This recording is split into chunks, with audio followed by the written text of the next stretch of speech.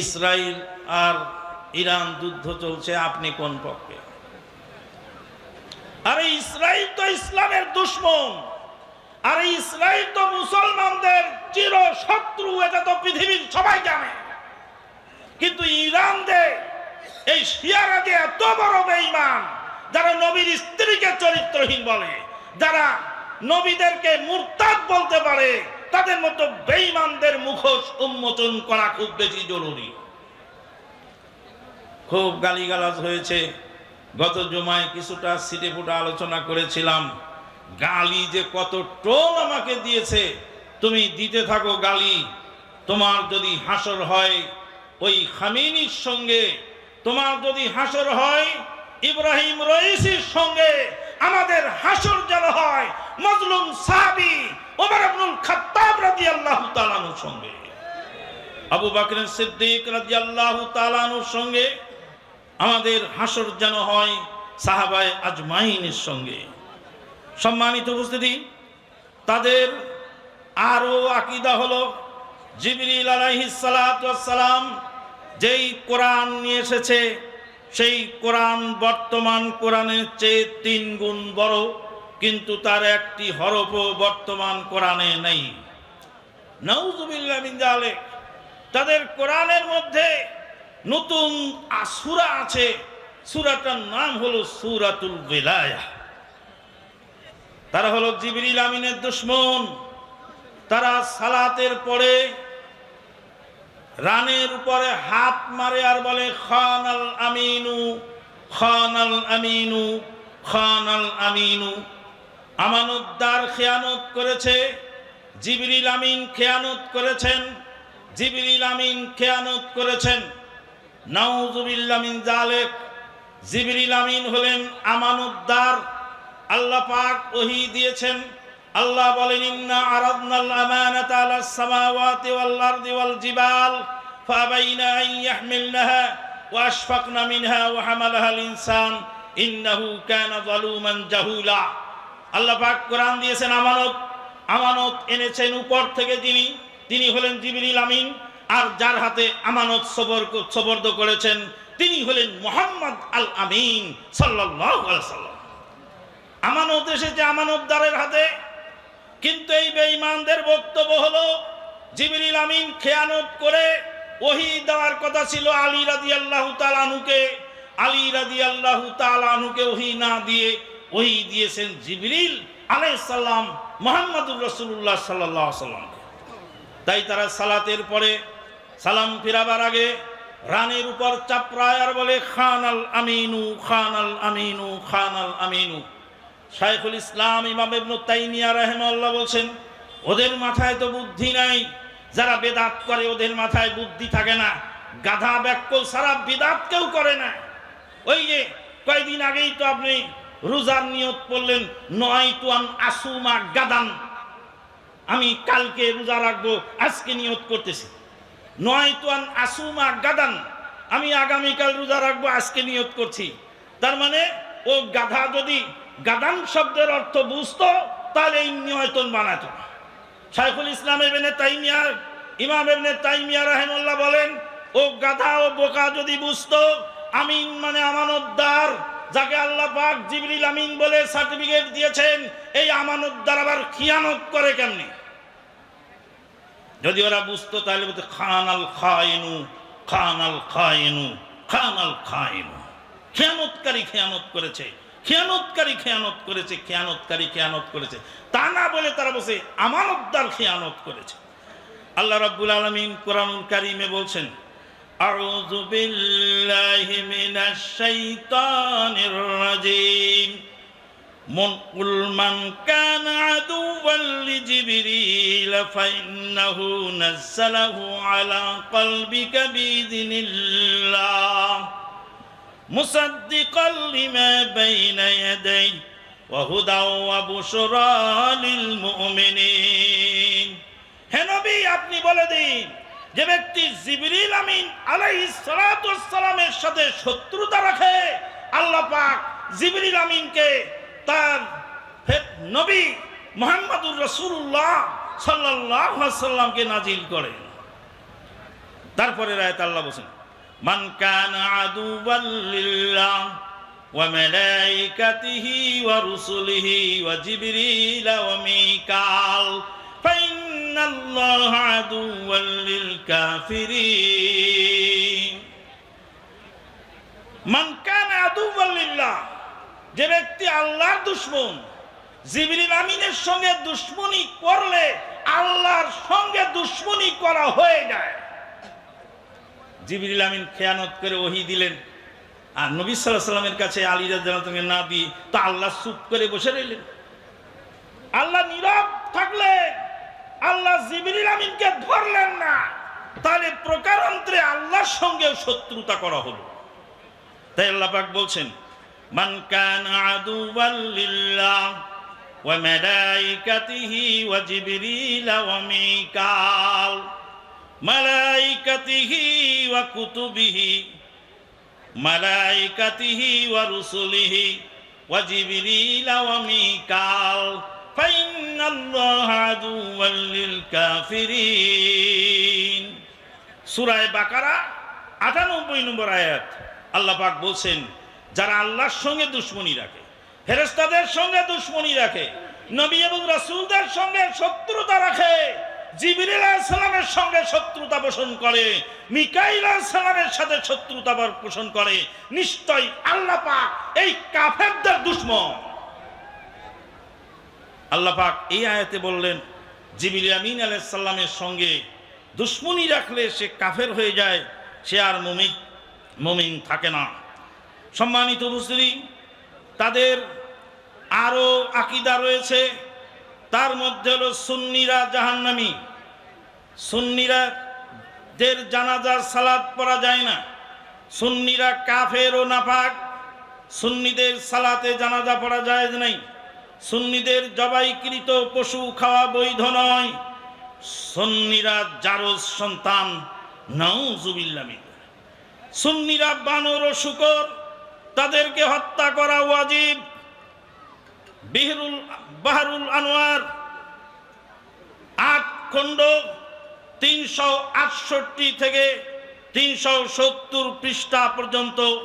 তাই তো বলি, লক্ষ লক্ষ মুসলিমকে তারা হত্যা করেছে, সিরিয়াকে মেরে তামা তামা করেছে, ইরাকের সাদ্দামের পতনের পরে ইরাকের লক্ষ লক্ষ সুন্নি মুসলিমকে কচু কাটা করেছে, যুদ্ধ লেগেছে ওর ইসরায়েলের সঙ্গে, আরব বিশ্বের তেল কোম্পানির উপরে বোমা মেরে গোটা বিশ্বকে অচল করে দেওয়ার ষড়যন্ত্রে তারা লিপ্ত আছে। তাদের উদ্দেশ্য হলো মক্কা মদিনা দখল করা, মদিনার বাকিউল গারকাদে এসে মা আয়েশা সিদ্দিকার কবরকে খনন করে সেই কবর থেকে লাশ তুলে চাবুক পিটা করা হলো তাদের আকীদা। আপনি যদি তাদেরকে মুসলিম মনে করেন আর বলেন, আপনার জন্য আমার সোজা সাপটা কথা হলো, আল্লাহ যেন তাদের সাথে আপনাকে হাসরে উঠার তৌফিক দেয়। আর আমি মুসলিম মনে করি উমরে ফারুক রাদিয়াল্লাহু তাআলা আনহুকে, মুসলিম মনে করি আবু বকর সিদ্দিক রাদিয়াল্লাহু তাআলা আনহুকে, মুসলিমা মনে করি সিদ্দিকা বিনতুস সিদ্দিক মুবাররাতুম মিন ফাওকে সাবে সামাওয়াত। বাপ হলেন সিদ্দিক, বেটি হলেন সিদ্দিকা। 7 আসমানের উপর থেকে আল্লাহ পাক যাকে ক্যারেক্টার সার্টিফিকেট দিয়েছিলেন, মা জননী আয়েশা সিদ্দিকা রাদিয়াল্লাহু তাআলা আনহা। সম্মানিত উপস্থিতি, তাদের আকীদা বিশ্বাস অনুযায়ী তারা সমস্ত সাহাবীদেরকে কাফের ও মুরতাদ মনে করে। এবার বুঝতে পারছেন আরব বিশ্বে বোমা ফেলানোর উদ্দেশ্যটা কি? তারা মক্কা মদিনা দখল করতে চায়। বলছিলাম আগেই, মক্কা দখল করার জন্য জুহাইমান আল উতাইবি এই কুলাঙ্গার 1989 সালের 20 নভেম্বর মক্কা ঘরে ফজরের সালাতের আগে লাশ ঢুকানোর নাম করে লাশের কফিনের মধ্যে অসংখ্য অস্ত্র শস্ত্র তারা ঢুকিয়েছিল। ইসলাম ও মুসলমানদেরকে ক্ষতি করাটাই হলো তাদের কাজ। তাদের আকীদা বিশ্বাস সম্পর্কে বলতে গেলে রাত ভোর হয়ে যাবে, বলা শেষ হবে না। তাদের সম্পর্কে আমাদের মহামতি ইমামগণ কি বলেছেন? মহামতি ইমাম মালিক রাহিমাহুল্লাহ বলেন, সাহাবায়ে কেরামদেরকে যারা গালি দেয় তারা কশ্চিনকালেও মুসলিম হতে পারে না, ইসলামে তাদের কোনো অংশ নাই। ইমাম শাফি রাহিমাহুল্লাহ বলছেন, শিয়াদের মতো প্রবৃত্তি পূজারী এবং মিথ্যাবাদী, মিথ্যা সাক্ষ্যদানকারী আমি আর দেখি নেই। তাদের ধর্মটাই হলো তাকিয়া নীতি, যেটা মিথ্যার উপরে প্রতিষ্ঠিত। দুঃখজনক হলো সত্য, আমাদের দেশের এক শ্রেণীর লোক এইভাবে আছে ধর্মের নামে অধর্মের কাজ। ইমাম আহমদ বিন হাম্বল রাহিমাহুল্লাহ বলেন, যারা আবু বকর সিদ্দিক রাদিয়াল্লাহু তাআলা আনহু, ওমরে ফারুক রাদিয়াল্লাহু তাআলা আনহু, আয়েশা সিদ্দিকা রাদিয়াল্লাহু তাআলা আনহা সহ অন্যান্য সাহাবীদেরকে গালি দেয়, তারা ইসলামের উপরে আছে বলে আমরা মনে করি না। ইমাম বুখারী রাহিমাহুল্লাহ বলেন, আমি জাহমি ও রাফেদি অথবা ইহুদি ও নাসারাদের পিছনে সালাত আদায় করাকে পরোয়া করি না। তারপরে তিনি আরো বলেন, তাদেরকে সালাম দেওয়া যাবে না, তাদের রোগীদের সেবা করা যাবে না, তাদের সাথে বিবাহ করা যাবে না। জাহমি ও রাফেদিদেরকে সালাম দেওয়া যাবে না। ইমাম বুখারী বলেছেন, আমার দাদা বলেন নেই, আমার নানা বলেন নেই, ইমাম বুখারী রাহিমাহুল্লাহ বলেছেন। তিনি বলেছেন তাদের রোগীদের সেবা করা যাবে না। একজন কাফের যদি অসুস্থ হয়, সে কাফেরকে আপনি সেবা করতে পারবেন, কিন্তু জাহমি রাফেদির কোনো মানুষ অসুস্থ হলে তার সেবা করতে পারবেন না। কারণ কোনো কাফের যদি অসুস্থ হয়, ওই অবস্থায় আপনাকে কুফরির দাওয়াত দেবে না, আপনাকে কাফের বানাবার চেষ্টা করবে না। কিন্তু আপনি যদি কোনো জাহমি রাফেদিকে খেদমত করতে যান অসুস্থ অবস্থায়, সেই অবস্থায় সে আপনাকে জাহমি রাফেদি বানাবার জন্য চেষ্টা করবে। আহলে সুন্নাত ওয়াল জামাতের লোকদেরকে আক্রমণ করাটাই হলো তাদের কাজ। সম্মানিত উপস্থিতি, মহামতি ইমামগণ, ইমাম যাহাবী রাহিমাহুল্লাহ বলছেন, ইমাম মুহাম্মদ বিন আব্দুল ওয়াহাব নাজদি রাহিমাহুল্লাহ বলছেন, ইমাম আলবানী রাহিমাহুল্লাহ বলছেন, এই সমস্ত ইমাম, এই সমস্ত আলেমদের বক্তব্য রয়েছে অনেক। আর সবচেয়ে বেশি অবদান রেখেছেন পাকিস্তানের আহলে হাদিস আলেম জনাব ইহসান ইলাহি জহির রাহিমাহুল্লাহ, যার ক্ষুরধার লেখনির সামনে তাদের দাঁড়াবার কোনো ক্ষমতা ছিল না। তাই তো চলন্ত বক্তৃতার মধ্যে টাইম বোমা সেট করে তাকে পৃথিবী থেকে বিদায় করে দিল। ইন্না লিল্লাহি ওয়া ইন্না ইলাইহি রাজিউন। আহলে বায়তদের সঠিক পরিচয় ও শিয়াদের ভ্রান্ত আকীদার খণ্ডন। আহলে বায়ত বলা হয় ঘরের অধিবাসীকে। আহলে বায়ত বলতে এখানে শেষ নবী মুহাম্মদুর রাসূলুল্লাহ সাল্লাল্লাহু আলাইহি ওয়াসাল্লামের পরিজনকে বোঝানো হয়। মুহাম্মদুর রাসূলুল্লাহ সাল্লাল্লাহু আলাইহি ওয়াসাল্লামের পরিবার পরিজন, নিঃসন্দেহে তারা ভক্তি শ্রদ্ধার পাত্র, নিঃসন্দেহে তারা ভালো মানুষ, নিঃসন্দেহে তারা উৎকৃষ্ট মানুষ কোরআন এবং সুন্নাহর আলোকে। কিন্তু এখানে এই আহলে বায়তের ভক্তির আতিশয্যতা দেখিয়ে মানুষের মধ্যে প্রান্তিকতা সৃষ্টি হয়। কোরআন হাদিসের আলোকে আহলে বায়তের পরিচয়, আহলে বায়তের প্রথম পরিচয় হলো নবী পত্নীগণ এবং তার নিকটস্থ আত্মীয় স্বজন। নিকটস্থ আত্মীয়ের মধ্যে আলী রাদিয়াল্লাহু তাআলা আনহু, ফাতেমা রাদিয়াল্লাহু তাআলা আনহা, হাসান রাদিয়াল্লাহু তাআলা আনহু, হুসাইন রাদিয়াল্লাহু তাআলা আনহু, এরা আহলে বায়তের অন্তর্ভুক্ত। আমরা আহলে বায়তকে ভক্তি করি, ভালোবাসি, কিন্তু আহলে বায়তকে ভক্তি বেশি করতে গিয়ে পাক পাঞ্জাতন আকীদায় বিশ্বাসী নই। যারা পাঁচকলি টুপি মাথায় দেয়, ওদের টুপির উপরে লেখা থাকে আলী রাদিয়াল্লাহু তাআলা আনহু, ফাতেমা রাদিয়াল্লাহু তাআলা আনহা, হাসান রাদিয়াল্লাহু তাআলা আনহু, হুসাইন রাদিয়াল্লাহু তাআলা আনহু, নবী মুহাম্মদুর রাসূলুল্লাহ সাল্লাল্লাহু আলাইহি ওয়াসাল্লাম। পাক মানে পবিত্র, পাঞ্জা মানে পাঁচজন, তন মানে ব্যক্তি, পবিত্র পাঁচজন ব্যক্তি। এই পাঁচজন পবিত্র, আর বাকি সব অপবিত্র। নাউজুবিল্লাহ মিন যালিক। আহলে বায়ত বলা হয় তাদেরকে যাদের জন্য সাদাকা গ্রহণ করা হারাম, আহলে বায়ত নবীর পরিবার, নবীর বংশের লোকদের জন্য কিয়ামত পর্যন্ত সাদাকা গ্রহণ করা হারাম। তাদের মধ্যে গরিব মানুষ থাকলে তাদেরকে সাধারণ দান দেওয়া যাবে, কিন্তু তাদেরকে সাদাকা খাওয়ানো যাবে না।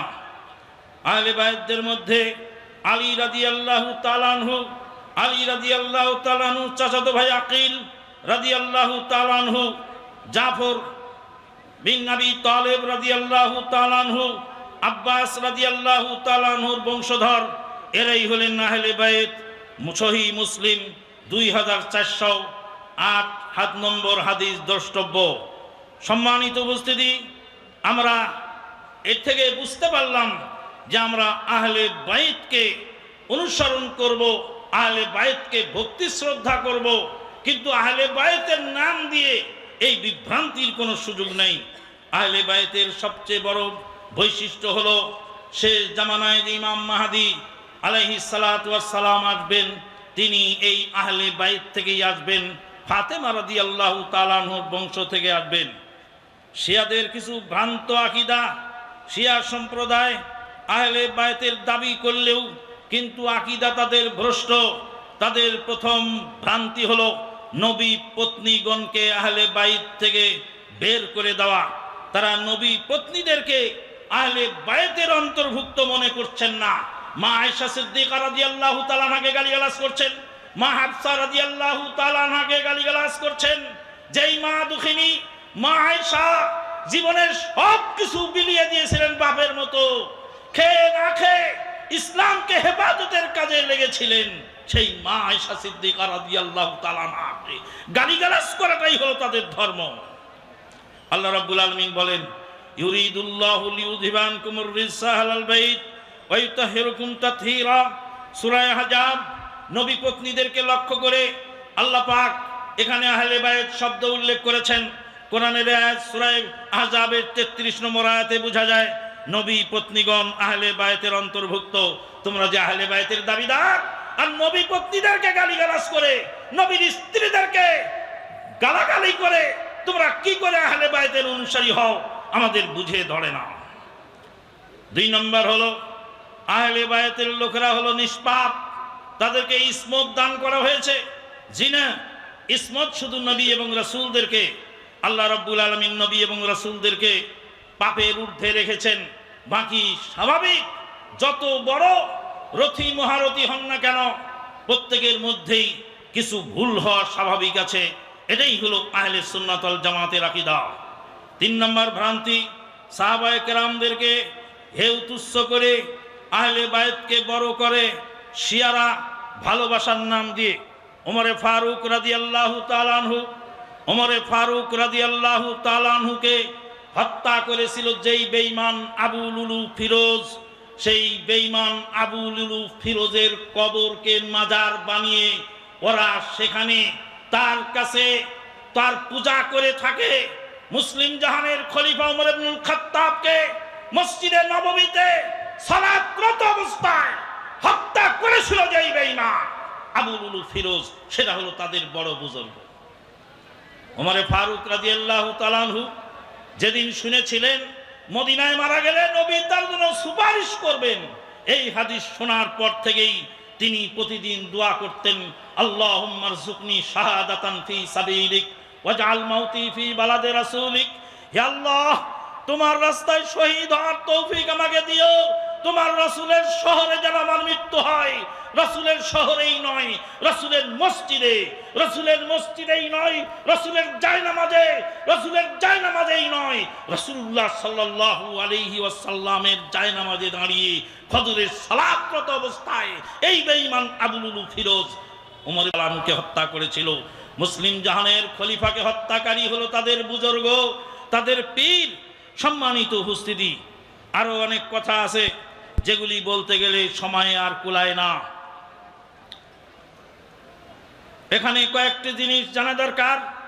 এরা এক সময় জহাইমান উতাইবির যে দুর্ঘটনা, তার পাশাপাশি আরো কিছু দুর্ঘটনা, এক সময় তারা হাজরে আসাদকে চুরি করে নিয়ে যায়। মিনার মাটিতে হাজিদের সামনে বিস্ফোরণ ঘটিয়ে তারা অসংখ্য হাজিকে হত্যা করে। আমরা সচক্ষে দেখলাম, মিনার মসজিদে ঢুকতেছিলাম, হঠাৎ করে মানুষ চিৎকার করে উঠলো, সেই এহরাম পরা হাজির গায়ে বেলেট মেরে রক্তাক্ত করে ফেললো, সাদা কাফন রক্তাক্ত হয়ে গেল। এরা কোন জাতের মুসলমান? সুন্নিদেরকে মারলেই তাদের নেকি। তারা কোরআনের আয়াতকে বদলিয়ে পড়ে, ফামসাহু বিরুসিকুম ওয়া আরজুলিকুম ওয়া আরজুলাকুম আছে, কিন্তু ওরা আরজুলিকুম পড়ে। তারা উজু করার সময় পা ধৌত করে না, পাকে মাসাহ করে, যা আমি সচক্ষে দেখেছি বাহরাইনের ধর্ম মন্ত্রণালয়ে।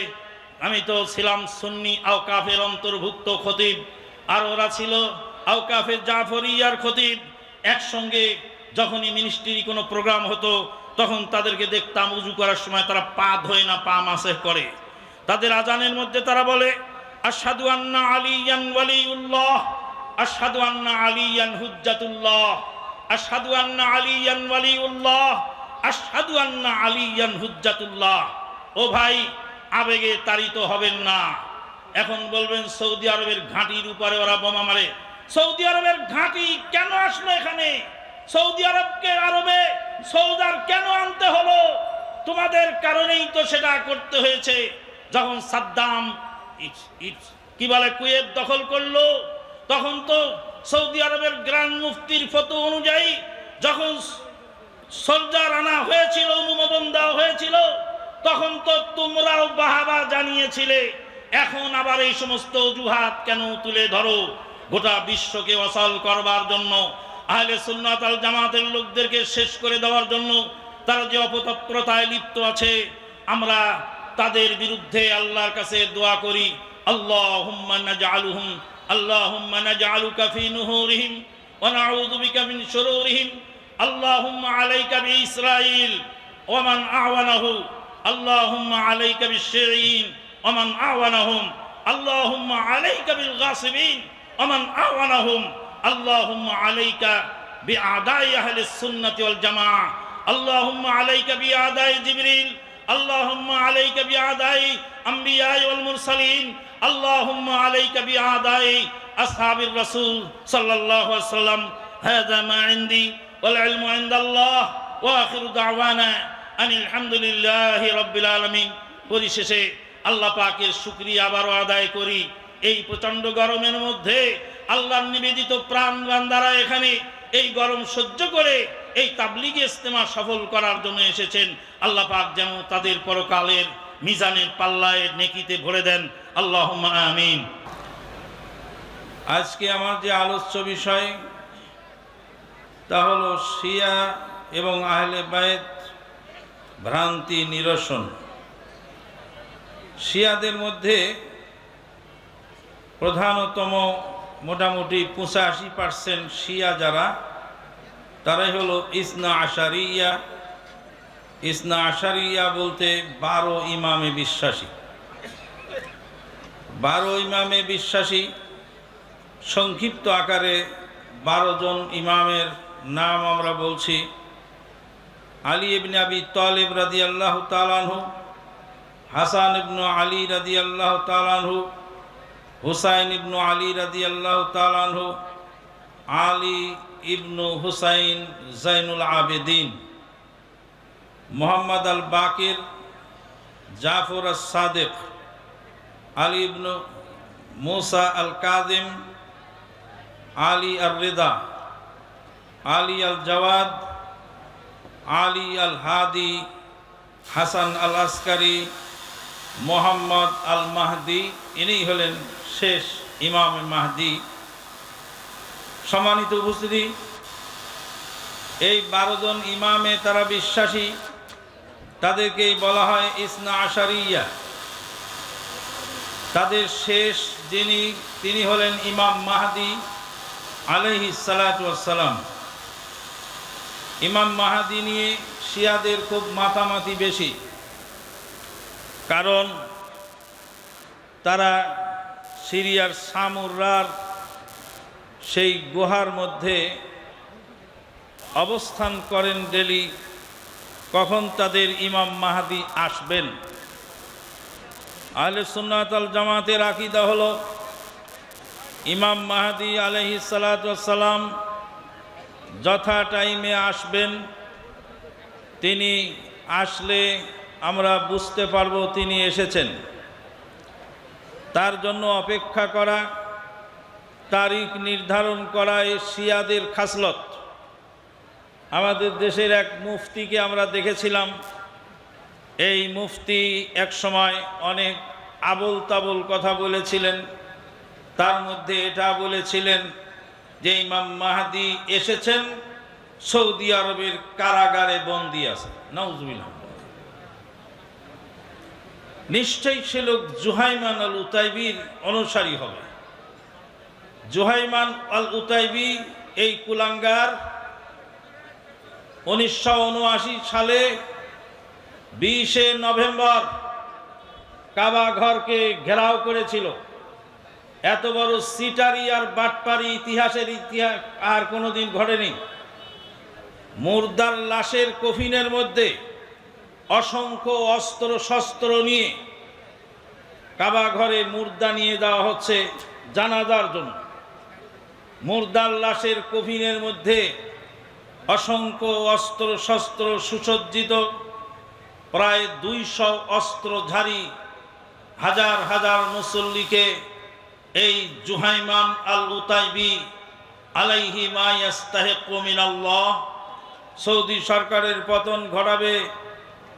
ইমাম মাহদী এসে গেছেন। তার শ্বশুরের নাম হলো মোহাম্মদ আল কাহতানি। মোহাম্মদ আল কাহতানিকে ইমাম মাহদী বলে ঘোষণা দিয়ে এই জুহাইমান আল উতাইবি কাবা ঘরে রক্তপাতের সূত্রপাত ঘটিয়েছিল। সুদক্ষ বাহিনী এবং অন্যান্য মুসলিম দেশের সোলজার মিলে 1979 সালের 20শে নভেম্বরে সেই হৃদয় বিদারক ঘটনার সমাপ্তি ঘটেছিল। পরবর্তীকালে 1980 সালের 9 জানুয়ারিতে এদেরকে উপযুক্ত শাস্তির মাধ্যমে এই সমস্ত পথ ও পদ্ধতি বন্ধ করা হয়। ইমাম মাহদী আলাইহিস সালাম যখন আসবেন তখন আমরা বুঝতে পারবো সিদ্দাবে সামুরার সেই গুহায় গিয়ে আমাদের অপেক্ষা করার কিছু নেই। এটা হলো শিয়াদের খাসলত, এটা আহলে সুন্নাত ওয়াল জামাতের খাসলত নয়। সম্মানিত উপস্থিতি, তাদের আকীদা বিশ্বাস হলো তাদের ইমাম অতীত ভবিষ্যৎ যাবতীয় গায়েবের খবর জানে। তাদের বড় ইমাম লেখক, তার নাম হলো কুলাইনি। কুলাইনির একখানা গ্রন্থ আছে, গ্রন্থের নাম হলো আল কাফি। এই কাফি গ্রন্থের লেখকের নাম কুলাইনি। কুলাইনির লেখা এই কাফি গ্রন্থে তারা এই সমস্ত কথা বলেছেন। আমাদের যেমন সহিহুল বুখারী আমাদের কাছে খুব মর্যাদাবান, শিয়াদের কাছে এই কুলাইনির আল কাফি গ্রন্থ খুবই মর্যাদাবান। সম্মানিত উপস্থিতি, তাদের আরও বক্তব্য হলো ইমামদের চেনা ও মানা ফরজ। ইমামদের অস্বীকারী ব্যক্তি কাফের, নাউজুবিল্লাহ মিন যালিক। তাদের প্রতি রাসূলের আনুগত্য পোষণ করতে হয়। এছাড়াও ইমামগণ নিষ্পাপ। তারা কোনো বস্তুকে হালাল ঘোষণা দিলে সেটা হালাল হয়ে যায়, কোনো বস্তুকে হারাম ঘোষণা দিলে হারাম ঘোষণা হয়ে যায়। তাদের সবচেয়ে ভয়ানক আকীদা হলো আলী রাদিয়াল্লাহু তাআলা আনহু সহ আর কয়েকজন সাহাবী ব্যতিরেকে বাকি সব সাহাবী রাসূলুল্লাহ সাল্লাল্লাহু আলাইহি সাল্লামের তিরোধানের পরে মুরতাদ হয়ে যায়। ইন্না লিল্লাহি ওয়া ইন্না ইলাইহি রাজিউন।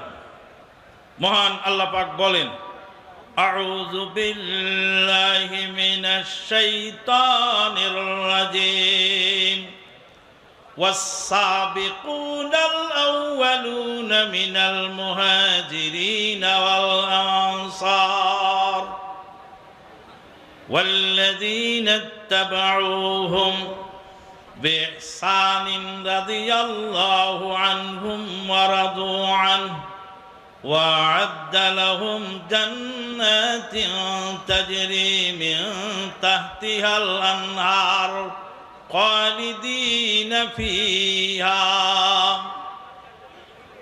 والسابقون الأولون من المهاجرين والأنصار সাহাবায়ে কেরাম পূর্ববর্তী নেককার ব্যক্তিদের মধ্যে যারা অগ্রগণ্য নেক কাজে, তাদের মধ্যে একদল আনসার, একদল মুহাজির, আল্লাহ রাব্বুল আলামিন তাদের উপরে রাজি হয়ে গেছেন। রাদিয়াল্লাহু আনহুম ওয়া রাদু আনহু, যাদের উপরে আল্লাহ রাজি হয়েছেন, যাদেরকে আল্লাহ দুনিয়ায় সার্টিফিকেট দিয়েছেন জান্নাতের, এই বেঈমান কুলাঙ্গারেরা তাদেরকে মুসলমানই মনে করে না। বিতর্ক করি না, আমরা বলে ফেলি সামিনা ওয়া আতানা, শুনলাম মেনে নিলাম। হতে পারে আমার যুক্তির বিপরীত, হতে পারে আমার আবেগের বিপরীত, হতে পারে সমাজের রেওয়াজের বিপরীত, কিন্তু কোরআন এবং সুন্নাহ যেহেতু এসেছে সামিনা ওয়া আতানা, শুনলাম মেনে নিলাম, আমরা এই আকীদা, এই মতবাদের আমরা অনুসারী। সম্মানিত উপস্থিতি, আমরা এমন এক আন্দোলনের অনুসারী যে আন্দোলন চুল পরিমাণ ছাড় দেয় না শিরক এবং বিদআতের ক্ষেত্রে। পৃথিবীর সব ক্ষেত্রে ছাড় দেওয়া সম্ভব, কিন্তু যেখানে শিরক রয়েছে, যেখানে বিদআত রয়েছে, সেখানে এক চুল পরিমাণ ছাড় দেওয়ার পক্ষপাতী আমরা নই। এজন্য গোটা পৃথিবী যদি শিরকের পক্ষে চলে যায়, তবুও আমরা গুটি কয়েক মানুষ হলেও, যদি আমরা একজন মানুষও হই, তবুও আমরা সেই শিরকের, সেই বিদআতের অনুসারী হতে প্রস্তুত নই। আর এই কারণেই নির্বাচনের সময় এই বছর অন্তত আমরা যেটা দেখেছি, সারা বাংলাদেশের ইসলামী দল বলেন, সেকুলার দল বলেন, সবারই একটাই বুলি, তাই না? একটাই বলি আমরা শুনেছিলাম। শুধু তাই না, আমাদের মধ্যকার ওলামায়ে কেরামদের মধ্যেও আমরা সেই আওয়াজ শুনেছিলাম যে না, এইবারের মতো একবার দেওয়া যায় না। আমরা আহলে হাদিস আন্দোলন বাংলাদেশ বলে দিয়েছি না, কোনো অবস্থাতেই না। যদি কালকে কিয়ামত চলে আসে, যদি কালকে আমেরিকার হামলা চলে আসে, তবুও যদি তারা কোনো শিরক করতে আমাদের বাধ্য করার চেষ্টা করে, আমরা বলে দেবো যে না, আমরা এই শিরকের অনুসারী হতে পারবো না। যদি আমাদের হাত কেটে দেওয়া হয়, যদি আমাদের পুড়িয়ে ফেলা হয়, যদি আমাদেরকে তাৎক্ষণিকভাবে মৃত্যুদণ্ড দেওয়া হয়, তবুও আমরা শিরক এবং বিদআতের ক্ষেত্রে এক চুল পরিমাণ আপোষ করতে পারবো না। এটাই হচ্ছে আহলে হাদিস আন্দোলনের মূল আকীদা। এই আকীদারই আমরা অনুসারী। সম্মানিত উপস্থিতি, অনেকেই মনে করেন আহলে হাদিস মানে এরা হচ্ছে ইংরেজদের তৈরি একটা দল। 100 বছর আগে, 200 বছর আগে ইংরেজরা নাকি তৈরি করেছে। সম্মানিত উপস্থিতি, এর চেয়ে মিথ্যাচার। যারা অন্তত একটু সামান্য পড়াশোনা জানেন, যারা কোরআন হাদিস সম্পর্কে কিছুটা জানেন, যারা ইতিহাস সম্পর্কে সামান্য ধারণা রাখেন, তাদের পক্ষে এই ধরনের মিথ্যাচারে একমত হওয়ার কোনো সুযোগ নেই। সম্মানিত উপস্থিতি, আল্লাহ রাসূল সাল্লাল্লাহু আলাইহি ওয়াসাল্লামের মৃত্যুর পরেই মুসলিম উম্মাহর মধ্যে যখন নানা ধরনের ফিতনা তৈরি হয়ে গেল, মুসলিম উম্মাহর মধ্যে নানা দল উপদল তৈরি হয়ে গেল, তখনই এমন একটা দলের প্রয়োজন ছিল যারা আল্লাহ রাসূল সাল্লাল্লাহু আলাইহি ওয়াসাল্লামের আদর্শকে পরিপূর্ণভাবে ধারণ করে থাকবে। সেই দলটাই হচ্ছে আহলে হাদিস আন্দোলন। সেই দলের প্রথম অনুসারী যারা ছিলেন, তারা ছিলেন সাহাবায়ে কেরাম। সেই দলের প্রথম যারা পরবর্তী অনুসারী যারা ছিলেন, তাবেঈন আযম বা সালাফে সালেহিন। সেই দলের একে একে যারা নিশান বর্দা ধারণ করেছিলেন, পতাকা ধরেছিলেন, তারা ছিলেন আব্দুল্লাহ ইবনুল মুবারকের মতো একজন বিখ্যাত তাবেঈ, ছিলেন আহমদ বিন সিনান আল কাত্তানের মতো বিখ্যাত তাবেঈ, ছিলেন ইমাম আহমদ বিন হাম্বলের মতো সুন্নাহপন্থী এক বিখ্যাত আলেমে দ্বীন। সম্মানিত উপস্থিতি, এইভাবে ধারাবাহিকভাবে ইতিহাসের বিভিন্ন ধারাবাহিকতায় মুহাদ্দিসিনে আযম, সালাফে সালিহিন, ওলামায়ে কেরাম এই আন্দোলনের নিশান বর্দা ধারণ করেছিলেন। এই আন্দোলন কখনোই পৃথিবীর বুক থেকে এমন একটা সময় ছিল না যে সময় এই আন্দোলন ছিল না। সম্মানিত উপস্থিতি, খতিব বাগদাদি 5ম শতাব্দীতে এসে তিনি অত্যন্ত চমৎকারভাবে তৎকালীন পরিস্থিতি অনুযায়ী ব্যাখ্যা দিয়ে বলেছিলেন, ওয়াকুল্লু ফিআতিন তাতাহাইয়াজু ইলা হাওয়া তারজিউ ইলাইহি। প্রত্যেকটা দলই তার প্রবৃত্তির অনুসরণ করে। ইসলামের নামে যত দল রয়েছে, প্রত্যেকটা দল তার প্রবৃত্তির অনুসরণ করে। আও তাস্তাহসিনু রাইয়ান তাকুফু আলাইহি, অথবা তার যেটা মতামত, সেই মতামতের উপরেই তারা সন্তুষ্ট থাকে। সিওয়া আসহাবিল হাদিস, শুধুমাত্র আহলে হাদিসরা বাদে। ফাইনাল কিতাবা উদ্দাতুহুম, কারণ আল্লাহর কিতাবই হচ্ছে তাদের একমাত্র সম্বল। ওয়াস সুন্নাতা হুজ্জাতুহুম, এবং আল্লাহ রাসূল সাল্লাল্লাহু আলাইহি ওয়াসাল্লামের সুন্নাতই হচ্ছে তাদের একমাত্র দলিল। ওয়ার রাসূলা ফিআতুহুম, এবং আল্লাহ রাসূল সাল্লাল্লাহু আলাইহি ওয়াসাল্লাম হচ্ছেন তাদের দলভুক্ত মানুষ, অর্থাৎ তাদের দল। ওয়া ইলাইহি নিসবাতুহুম, এবং আল্লাহ রাসূলের দিকেই তাদের নিসবত সম্বন্ধ। লা ইউআররিজুনা আলাল আহওয়া, তারা কখনোই প্রবৃত্তির উপর নির্ভরশীল নয়। ওয়ালা ইয়ালতাফিতুনা ইলাল আরা, তারা কখনোই কোনো মানুষের মতামতের প্রতি ভ্রুক্ষেপ করে না। যখন কোরআন এবং সহিহ হাদিস পেয়ে যায়, তখন তারা কোনো অবস্থাতেই মানুষের মতামতকে গুরুত্ব দেয় না। সম্মানিত উপস্থিতি, এইভাবে প্রত্যেক যুগে ওলামায়ে কেরাম আহলুল হাদিসদের সম্পর্কে বলে গেছেন এবং আহলুল হাদিসদের এই যে আকীদা আদর্শ, সে আদর্শের পক্ষে তারা কথা বলে গেছেন। সম্মানিত উপস্থিতি, ইবনে তাইমিয়ার নাম আমরা জানি, ইবনে হাজার আসকালের নাম আমরা জানি, মুহাম্মদ বিন আব্দুল ওয়াহ্হাবের নাম আমরা জানি, তারপরে উপমহাদেশের কাছাকাছি হায়াত সিন্দির নাম আমরা জানি, ইমাম শওকানির নাম আমরা জানি। এই সমস্ত ওলামায়ে কেরাম শত শত বছর ধরে, যুগ যুগ ধরে এই আন্দোলনের নিশান তারা বহন করে গেছেন। ভারত উপমহাদেশে যদি আমরা আসি, ভারত উপমহাদেশে আহলে হাদিস আন্দোলনের আগমন হতে পারে কিছুটা পরে, হয়তো ব্যক্তিগতভাবে ছিল, কিন্তু ঢালাওভাবে অর্থাৎ মানে সামগ্রিকভাবে আহলে হাদিস আন্দোলনের যাত্রাটা মূলত শুরু হয় শাহ ওলিউল্লাহ মুহাদ্দিস আদ-দেহলভির মাধ্যম দিয়ে, যিনি সর্বপ্রথম হুজ্জাতুল্লাহিল বালেগা লেখার মাধ্যম দিয়ে এবং তার অন্যান্য বেশ কয়েকটি গ্রন্থ লেখার মাধ্যম দিয়ে এই উপমহাদেশের মানুষের কাছে জানিয়ে দিলেন কুরআন এবং সুন্নাহই হচ্ছে একমাত্র আমাদের অনুসরণের বিষয়বস্তু। মাযহাবগুলো যেগুলো সৃষ্টি হয়েছে এগুলো একটাও 400 বছরের আগে এদের অস্তিত্ব ছিল না। এগুলোর অস্তিত্ব 400 বছরের পরে, 400 হিজরির পরে এই সমস্ত মাযহাবগুলোর অস্তিত্বে এসেছে, তার আগে এই সমস্ত মাযহাবগুলো ছিল না। সেখানে তিনি স্পষ্টভাবে বলে দিয়েছেন যে যে তাকলিদ বলে যে জিনিসটা, এই জিনিসটা মুসলিম উম্মার জন্য অত্যন্ত ক্ষতিকারক। ইজতিহাদের দুয়ার সবসময় খোলা রাখতে হবে। ওলামায়ে কেরাম যারা ইজতিহাদ করার মতো যোগ্য, তাদের জন্য ইজতিহাদের দুয়ার খোলা রাখতে হবে। ইজতিহাদ শুধুমাত্র ওই 4th শতাব্দী পর্যন্ত আবদ্ধ করে রাখতে হবে, এই চিন্তার বিরুদ্ধে তিনি প্রথম কুঠারাঘাত করলেন। তিনি এই উপমহাদেশে হাদিসের পঠন পাঠন শুরু করলেন। এর মাধ্যম দিয়ে আহলে হাদিস আন্দোলনের দুর্বার অগ্রযাত্রা এই উপমহাদেশে শুরু হলো। তার পরবর্তীতে তার সন্তান শাহ আব্দুল আজিজ তিনি এই আন্দোলনকে আরো অগ্রসর করে নিলেন। তিনি শিক্ষকতার মাধ্যম দিয়ে, তিনি দার্স তাদরিসের মাধ্যম দিয়ে এই আন্দোলনকে আরো ছড়িয়ে দিলেন। পরবর্তীতে সৈয়দ নাজির হোসেন দেহলভি, যাকে বলা হয় এই উপমহাদেশে আহলে হাদিস আন্দোলনের অন্যতম স্থপতি, যিনি 60 বছর ধরে হাদিসের দার্স দিয়ে প্রায় 80,000 স্টুডেন্ট তিনি তৈরি করেছিলেন, যাদের মাধ্যম দিয়ে আজকে এই উপমহাদেশে আহলে হাদিস আন্দোলনের এই যে বিকাশটা আমরা দেখছি, এই বিকাশটা মূলত তার এই ছাত্রদের মাধ্যম দিয়ে হয়েছিল। আপনারা যদি আজকে বাংলার প্রত্যন্ত অঞ্চলগুলোতে যান, সেই সুদূর সিলেটের গাছবাড়িতে আমরা যখন গিয়েছি, তখন আমরা শুনেছি ওইখানে মাওলানা তাহের সিলেটি, তার মাধ্যম দিয়ে আহলে হাদিস আন্দোলনের বিকাশটা ঘটেছিল। তিনি কার ছাত্র ছিলেন? তিনি ছিলেন মিয়া নাজির হোসেন দেহলভির। তিনি যখন দিল্লিতে গিয়েছিলেন, দিল্লিতে তার কাছ থেকেই, তার শিষ্যত্ব নিয়েই, তার ছাত্রত্ব নিয়েই তিনি আবার সিলেটে ফিরে এসেছিলেন। তার মাধ্যম দিয়েই সিলেট অঞ্চলে আহলে হাদিস আন্দোলনের আজকে যতটুকু অবস্থান রয়েছে মূলত হয়েছে তার মাধ্যম দিয়ে। সম্মানিত উপস্থিতি, এর পরবর্তীতে নওয়াব সিদ্দিক হাসান খান ভূপালীর নাম আপনারা জানেন, যিনি 200 গ্রন্থ লিখেছিলেন। এই উপমহাদেশে তিনি একজন অদ্বিতীয় লেখক ছিলেন। বলা যেতে পারে আহলে হাদিস আন্দোলনের লেখনীর যে আজকে ভান্ডারটা, সাহিত্য যে ভান্ডার, এই ভান্ডার তার হাত দিয়েই রচিত হয়েছিল। সম্মানিত উপস্থিতি, পরবর্তীতে সানাউল্লাহ অমৃতসরীর নাম আমরা জানি, যিনি এই উপমহাদেশে যখন সাংগঠনিক আন্দোলন শুরু হলো, সেই সাংগঠনিক আন্দোলনকে এগিয়ে নেওয়ার ক্ষেত্রে সবচেয়ে গুরুত্বপূর্ণ ভূমিকা পালন করেছেন এবং তিনি তার মাজাল্লা আহলুল হাদিসের মাধ্যম দিয়ে এই উপমহাদেশে আহলে হাদিস আন্দোলনের প্রচার এবং প্রসার ঘটিয়েছেন। তিনি কাদিয়ানীদের বিরুদ্ধে একের পর এক বিতর্কে অবতীর্ণ হয়ে তাদেরকে পরাজিত করে এই বাংলাদেশে, এই উপমহাদেশে হানাফি আহলে হাদিস সবার মধ্যে অত্যন্ত শ্রদ্ধার পাত্র একজন বিতার্কিক হিসেবে পরিচিতি লাভ করেছিলেন। এইভাবে আহলে হাদিস ওলামায়ে কেরাম ভারত উপমহাদেশের বুকে পবিত্র কোরআন এবং সহিহ হাদিসের আলো ছড়িয়েছেন।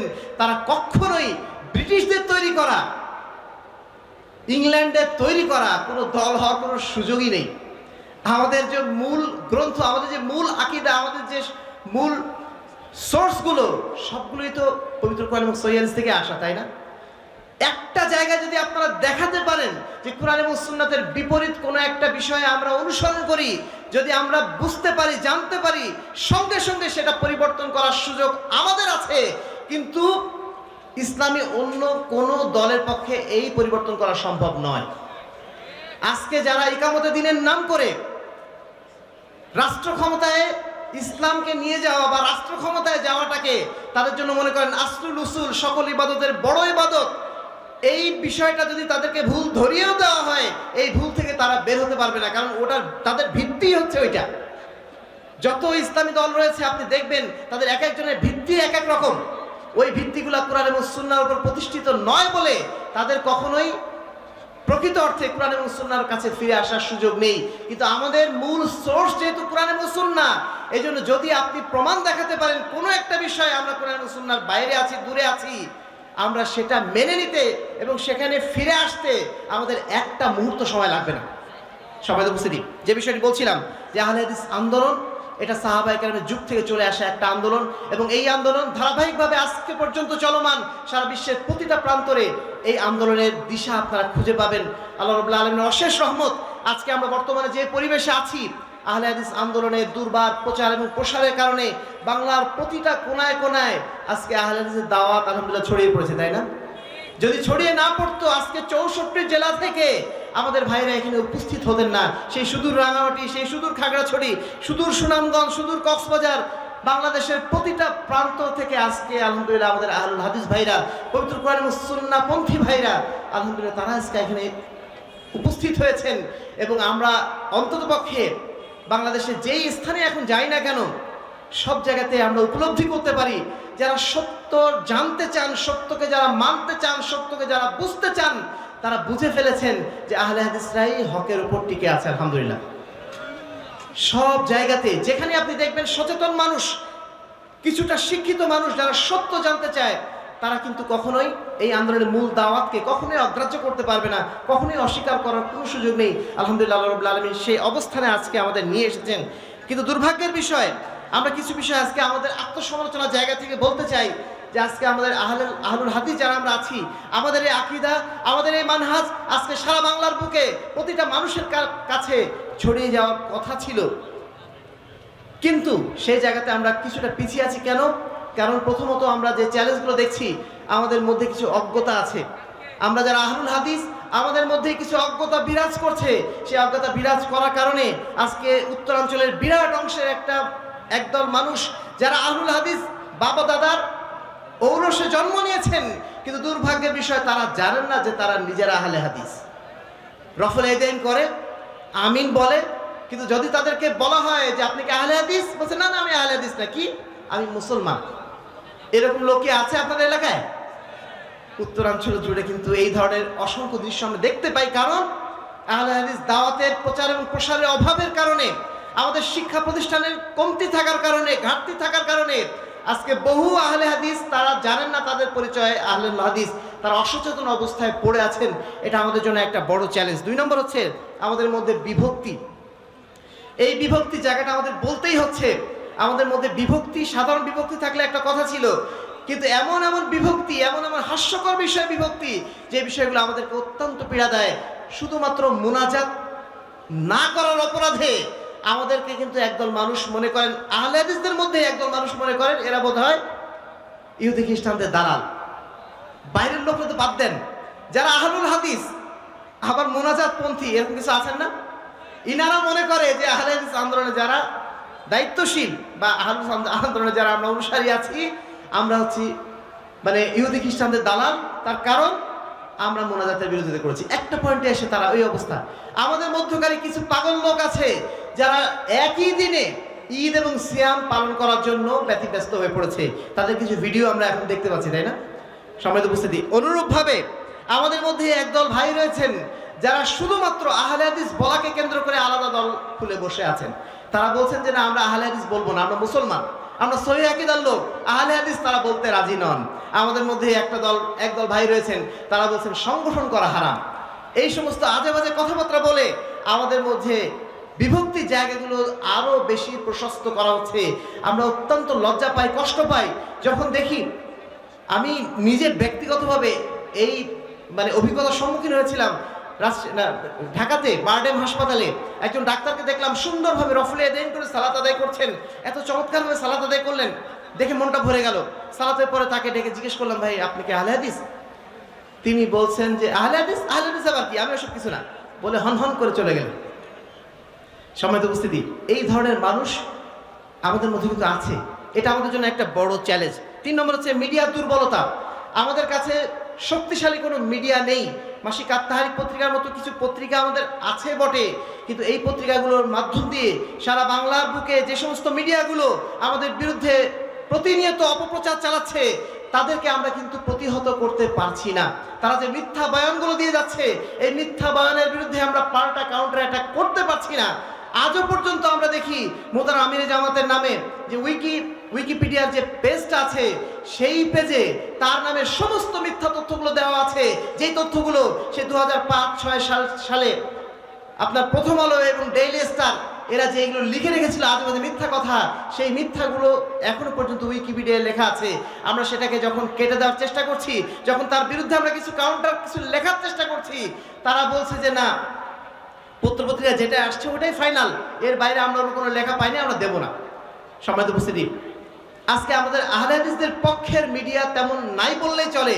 শক্তিশালী মেইন স্ট্রিম মিডিয়া আমাদের না থাকার কারণে আজকে তাদেরকে আমরা কাউন্টার অ্যাটাক দিতে পারছি না, তাদের বয়ানের প্রতি বয়ান আমরা দিতে পারছি না। ফলশ্রুতিতে আজও পর্যন্ত তারা আমাদেরকে জঙ্গি হিসাবে আখ্যায়িত করার সুযোগ পাচ্ছে। অথচ বাংলার বুকে আহলে হাদিস আন্দোলন বাংলাদেশি জঙ্গিবাদের বিরুদ্ধে সর্বপ্রথম প্রতিরোধ গড়ে তুলেছিল।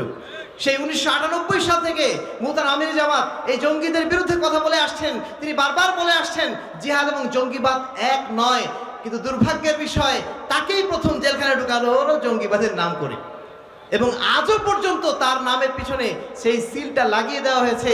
এখনো পর্যন্ত প্রশাসনের কারো কাছে ধারণা যে উনি হচ্ছেন জঙ্গিবাদী লোক, তাই না? এখনো পর্যন্ত সেটা মানে তার উপর সিল লাগিয়ে দেওয়া হয়েছে। সম্মানিত উপস্থিতি, এর পিছনে মূল কারণ হচ্ছে আমাদের শক্তিশালী মিডিয়া না থাকা। তারপরে চতুর্থ নম্বর, যুবকদের দূরে সরে থাকা।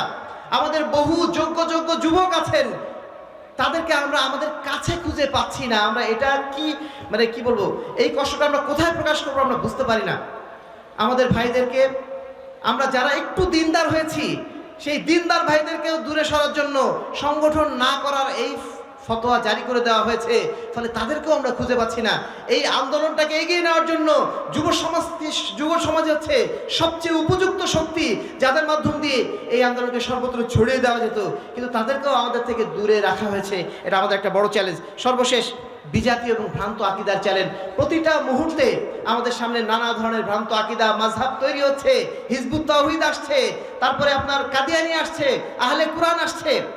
আহলে কুরআনদের কাজ দেখতে পাচ্ছি আমরা, ম্যাক্সিমাম আহলে হাদিসদের মধ্যে তারা কাজ করে যাচ্ছে। অত্যন্ত দুর্ভাগ্যের বিষয়। এবং আমাদের আহলে হাদিস ভাইরাও অনেকেই তাদের এই ফিতনার মধ্যে ঢুকে যাচ্ছেন, আহলে কুরআনদের ওই ফিতনার মধ্যে তারাও ঢুকে যাচ্ছেন। সম্মানিত উপস্থিতি, এই বিজাতীয় মতবাদগুলো আমাদের জন্য এক একটা ফিতনা হয়ে দাঁড়িয়ে আছে, এক একটা চ্যালেঞ্জ হয়ে দাঁড়িয়ে আছে। এই চ্যালেঞ্জের বিরুদ্ধে এখন আমাদের কি করণীয়? আহলে হাদিস আন্দোলনকে, আহলে হাদিসদের এই দাওয়াতকে সমাজের সর্বত্র ছড়িয়ে দেওয়ার জন্য আমাদের এখন করণীয় কি হবে? আজকে যারা আমরা এখানে উপস্থিত হয়েছি, প্রায় 50,000 মানুষ, যদি আমরা অনলাইনে ধরি আরও অনেক মানুষ আমাদের এই আজকের এই মাহফিলে উপস্থিত রয়েছেন। আমরা আপনাদের সবার প্রতি বিনীত আরজ করতে চাই, আমাদের প্রত্যেকের দায়িত্ব হচ্ছে এই সমাজের বুকে বিশুদ্ধ ইসলামের এই দাওয়াতকে ছড়িয়ে দেওয়া। আমরা কি এই দাওয়াত ছড়িয়ে দেওয়ার জন্য সবাই রাজি আছি ইনশাআল্লাহ? যে অবস্থানে আছি না কেন, আমরা আজকে কত কষ্ট করে এখানে এসেছি, তাই না? কত ধরনের বিপদ আপদ সবকিছুকে পরিত্যাগ করে পিছনে ছেড়ে আমরা এখানে এসেছি। আজকে একটাই উদ্দেশ্য, কোরআন এবং সুন্নাহর অনুসারী আমরা হতে চাই। আমরা যেমন কোরআন এবং সুন্নাহর অনুসারী হতে চাই, এই দেশ এই সমাজের মানুষকে আমরা কি কোরআন এবং সুন্নাহর অনুসারী দেখতে চাই না? যদি চাই, আমাদের প্রত্যেককে দায়িত্ব নিতে হবে। আমাদের প্রথম যেটা করণীয় হবে, আমাদেরকে অনেকে জিজ্ঞেস করেন, আরে তোমরা তো ইসলামী খেলাফত নিয়ে খুব ব্যস্ত, ইসলামী খেলাফত করো, গণতন্ত্রের বিরুদ্ধে ইসলামী খেলাফত দাঁড়িয়ে মেলা গল্প দাও, তোমাদের কর্মসূচিটা কি? আমাদের কর্মসূচি তারা দেখতে পান না।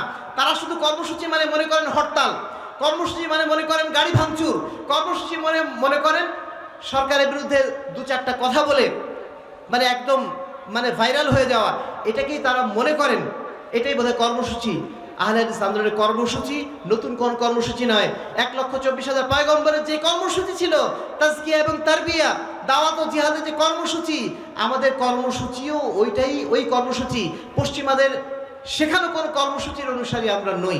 আমাদের কর্মসূচি দাওয়াত ও জিহাদ, আমাদের কর্মসূচি তাজকিয়া এবং তারবিয়া, অর্থাৎ আত্মশুদ্ধি এবং সমাজ শুদ্ধি, এটাই আমাদের কর্মসূচি।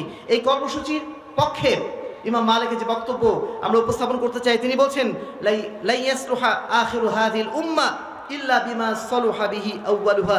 এই উম্মতের পরবর্তী যুগে যদি ইসলাহ আনতে হয়, সংশোধন আনতে হয়, তাহলে সংশোধন ওই উপায়ে নিয়ে আসতে হবে যেই উপায়ে উম্মতের প্রথম যুগের মানুষেরা অর্থাৎ সাহাবায়ে কেরাম যেভাবে সমাজ সংস্কার করেছিলেন, ওই পথে আমাদেরকে সমাজ সংস্কার করতে হবে। তারা যেমন শিরক এবং বেদাতের বিরুদ্ধে আপোষহীন ছিলেন, আমরাও শিরক এবং বেদাতের বিরুদ্ধে আপোষহীন থেকে আমাদের আন্দোলনকে ইনশাআল্লাহ বাংলার প্রতিটা ঘরে ঘরে পৌঁছে দেব। এজন্য আমাদের প্রথম যেটা করণীয় হবে, আমরা যেন সঠিক জ্ঞানটা অর্জন করার চেষ্টা করি সর্বক্ষেত্রে।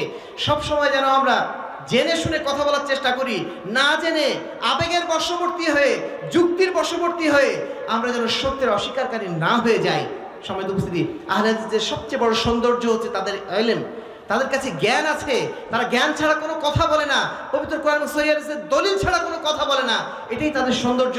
এজন্য আমরা সর্বদা ইলম অর্জনে, জ্ঞান অর্জনে যেন নিজেকে ব্যাপৃত রাখি, কোনো অবস্থাতে আমরা জ্ঞানহীন কোনো কথা যেন না বলি। আর এ লক্ষ্যে আমাদের শিক্ষা প্রতিষ্ঠানগুলো গড়ে তোলা দরকার। হাদিস মানব শিক্ষা বোর্ড সারা বাংলাদেশের বুকে শিক্ষা প্রতিষ্ঠান গড়ে তোলার জন্য এখন যে পদক্ষেপগুলো নিচ্ছে, এই পদক্ষেপের সাথে আমরা চাই আপনারা ঐক্যমত্য ঘোষণা করেন এবং আপনাদের এলাকাগুলোতে ছোট ছোট মাদ্রাসাগুলো প্রতিষ্ঠার মাধ্যম দিয়ে আমাদের পরবর্তী প্রজন্মকে প্রশিক্ষিত এবং শিক্ষিত করার জন্য সাধ্যমতো প্রচেষ্টা গ্রহণ করবেন। সেই সাথে আমাদের প্রকাশনা বইপত্র যেগুলো রয়েছে, এই বইপত্রগুলো সমাজের প্রত্যেক এলাকায় ছড়িয়ে দেওয়ার চেষ্টা করবেন। সেই সাথে আমাদের শক্তিশালী মিডিয়া যেন তৈরি হয়। মিডিয়া হয়তো আমরা এখন স্যাটেলাইট টিভি তৈরি করতে পারবো না, হয়তো আমরা মেইন স্ট্রিম কোনো মানে প্রিন্টিং মিডিয়া হয়তো তৈরি করতে পারবো না, কিন্তু আজকের যুগের সবচেয়ে শক্তিশালী মিডিয়া কিন্তু ফেসবুক, ইউটিউব, তাই না? ফেসবুক, ইউটিউব দিয়েই তো আমরা দেখলাম আমাদের ছোট ছোট বাচ্চারা গত 5ই আগস্টে কি করলো, পুরা ফেসবুক দিয়ে, ইউটিউব দিয়ে তারা করে ফেললো। বিকল্প মিডিয়া যেগুলো আছে, এই মিডিয়াগুলো যেন আমরা সাধ্যমতো ব্যবহার করি এবং কোরআন এবং সুন্নাহর পক্ষে যেন আমরা সেটাকে ব্যবহার করার চেষ্টা করি। সম্মানিত উপস্থিতি, 2 নম্বর কাজ যেটা আমাদের ব্যক্তিগত জীবনকে পরিশুদ্ধ করতে হবে, সুন্নাহর আলোয় আলোকিত করতে হবে। আমরা মানুষকে সৎ কাজে কথা বলছি, আমরা নিজেরা সঠিক জ্ঞান অর্জন করছি, কিন্তু দুর্ভাগ্যের বিষয় আমাদের মধ্যে শয়তান কিন্তু গাফিলতি ঢুকিয়ে দিচ্ছে। আমরা জানি অনেক, কিন্তু মানি কম। অনেক কিছু জানি, কিন্তু আমাদের জীবনে সেটা বাস্তবায়নের জায়গায় আমরা অনেক পিছিয়ে আছি। সাহাবায়ে কেরামের যেটা অবস্থান ছিল, তারা ছিলেন রাতের বেলার রুহবান এবং দিনের বেলার ফুরসান। তারা দিনের বেলা ছিলেন ঘোড়সওয়ার, রাতের বেলা ছিলেন তারা মানে রাতের সালাত আদায়কারী, এবং তারা নিজেদেরকে সবসময় আল্লাহর কাছে সঁপে রাখতেন। সেই জায়গায় কিন্তু আমরা যথেষ্ট ঘাটতি রয়েছে, আমাদের মধ্যে ইখলাসের অভাব রয়েছে, আমাদের মধ্যে ইস্তেকামতের অভাব রয়েছে। আজকে আমাদের মধ্যে যত বিভক্তি, যত ধরনের সমস্যাগুলো তৈরি হচ্ছে, ম্যাক্সিমাম সমস্যা কিন্তু এই ইখলাসের সমস্যা, ইস্তেকামতের সমস্যা, অথবা দেখা যাচ্ছে লেনদেনের সমস্যা, চারিত্রিক সমস্যা। এই সমস্যাগুলোর কারণে আজকে কিন্তু আমরা সামনে আগাতে যেরকম পারার কথা ছিল অতটা আগাতে পারছি না। আমরা আপনাদের প্রতি বিনীত অনুরোধ জানাবো, যা আমরা শিখছি আমাদের জীবনে যেন সাধ্যমতো সেটাকে যেন বাস্তবায়ন করার চেষ্টা করি। একজন আহলুল হাদিস ব্যক্তিও এমন হবে না যার মুখে দাড়ি নেই। আপনার একটা প্রাইমারি কমন বৈশিষ্ট্য হচ্ছে আপনার দাড়ি থাকবে। দাড়িবিহীন একজন আহলুল হাদিস নিজের পরিচয় দিবেন, এটা অত্যন্ত লজ্জাস্কর। আপনি আহলুল হাদিস হিসেবে পরিচয় দিবেন, আপনার টাকনির নিচে কাপড় এখনো উঠলো না, আপনি আহলুল হাদিস পরিচয় দেওয়ার এখনো যোগ্য হয়ে ওঠেন নাই। সম্মানিত উপস্থিতি, এই ছোট্ট ছোট্ট বিষয়গুলো আমরা যদি একটু ফলো করি এবং আমাদের নিজেদেরকে যেন পরিশুদ্ধ করে নিতে পারি, ইনশাআল্লাহ আমাদের দ্বারা সামনের সমাজ পরিবর্তন করা সম্ভব। একজন মানুষ কখন পরিবর্তনের যোগ্য হয়? যখন সে সমাজে একজন আদর্শ স্থানীয় ব্যক্তি হয়। মানুষ জানে যখন যে না, এই লোকটা একজন আদর্শ মানুষ, তখনই তো তার দ্বারা পরিবর্তন হয়। আপনি যদি নিজেই আদর্শহীন হন, আপনি যতই সহিহ আকীদার কথা বলেন, যতই রাফেল ইয়াদাইনের কথা বলেন, মানুষ আপনার কথা শুনবে না। সম্মানিত উপস্থিতি, এই জন্য আমাদের প্রথম কাজ হচ্ছে, দ্বিতীয় কাজ হচ্ছে ব্যক্তিগত জীবনকে পরিশুদ্ধ রাখা এবং নিজের জীবনে সুন্নাতের সাধ্যমতো প্রতিফলন ঘটানো। 3 নম্বর হচ্ছে সাংগঠনিক মজবুতি অর্জন করা। আজকে আলহামদুলিল্লাহ আহলে হাদিস আন্দোলন বাংলাদেশের মাধ্যম দিয়ে সারা বাংলার বুকে মানুষকে ঐক্যবদ্ধ করার একটা প্রয়াস চালানো হচ্ছে। এই প্রয়াসকে আরো শক্তিশালী করার জন্য আমাদের